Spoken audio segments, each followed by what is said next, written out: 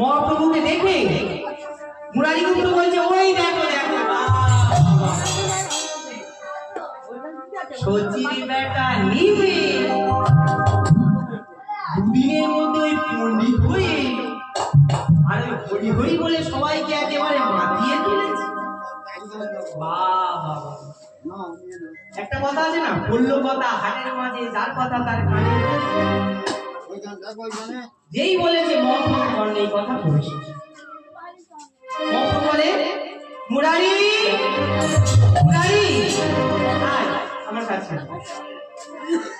মুরারিকে কাছে কাছে দেখে বলছে, মুরারি তোর তো এখনো জ্ঞান চক্ষু উন্মিলন হয়নি, এক কাজ কর, তুই আমার কাছে আয়, এই সুরধুনী গঙ্গার তীরে তুই বস, তোর জ্ঞান চক্ষু উন্মিলন হয়ে যাবে। জ্ঞান চক্ষু উন্মিলন হয়ে যাবে? হ্যাঁ।